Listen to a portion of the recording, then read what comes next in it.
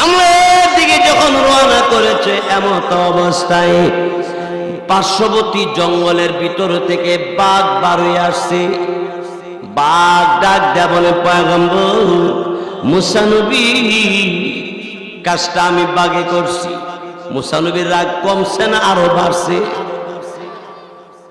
পয়গম্বর মুসা নবী ডাক দিয়ে বলেন, এই বাঘ তুই সাধারণ মাখলুক আর মানুষ হয়েছে আশরাফুল মাখলুক, সৃষ্টিকুলের শ্রেষ্ঠ এমন একটা মানুষ রে এমন ঘটনা ঘটাইলে কেন?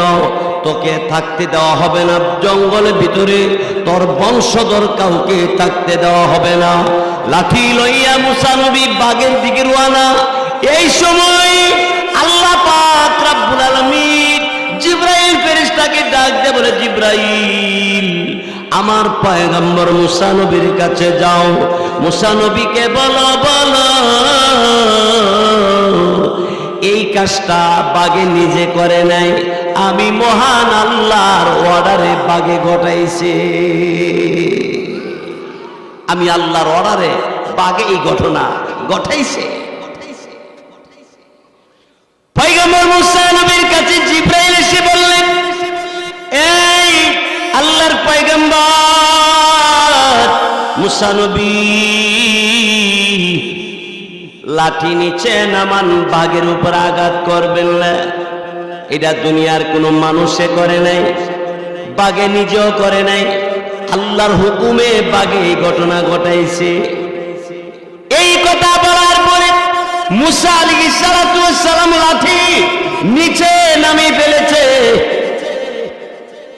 আর মুসা আলাইহিস সালাতু ওয়াস সালাম চিন্তার মধ্যে পড়ে গেল, আল্লাহ রাব্বুল আলামিনের বান্দা 400 বছর যাবত বল্লার কামড়ের ভিতরে, এরপরও বান্দাটা সুবহানাল্লাহ আলহামদুলিল্লাহ আল্লাহু আকবার বলে আল্লাহ পাকের দরবারে এইভাবে যেই বান্দারা ডাকতে আসে, এই লোকটারে বাঘের মাধ্যমে মহান আল্লাহ পাক রব্বুল আলামিন এই ঘটনা কেন ঘটাইলো বুঝে আসে না মুসা নবী।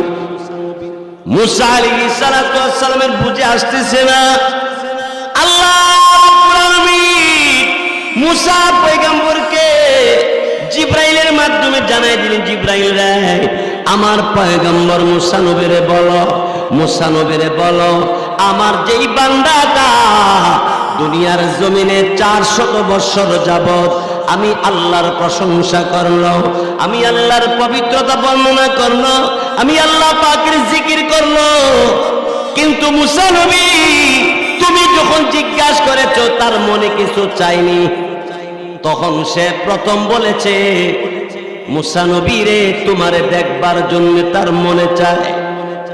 আমার প্রিয় বান্দাটা তোমার মতো মুসা নবীর দেখতো এই দিলের ভিতরে এই জায়গা কেন? দিলের ভিতরে থাকবেন আল্লাহর জিকির, আমি আল্লাহরে দেখবার জন্য এই দিলের মধ্যে অন্তরের মধ্যে আশা থাকবে। দুনিয়ার কোন মাখলুকরে দেখবো কেন? আমি আল্লাহরে দেখবার জন্য তার মনে আশা নাই কেন? তোমারে দেখতো বলছে কেন? আমি আল্লাহ পাকের প্রিয় বান্দা এই ভুল করার কারণে আমি আল্লাহ পাকের মাধ্যমে তারে এই কষ্ট দিয়েছি, ভুল আমি আল্লাহ মাফ করে দিলাম। আর আমি আল্লাহ জিবরাইলের মাধ্যমে তার রূহ কবজ করে আমি রহমতের কোলে উঠায় নিয়ে গেছি।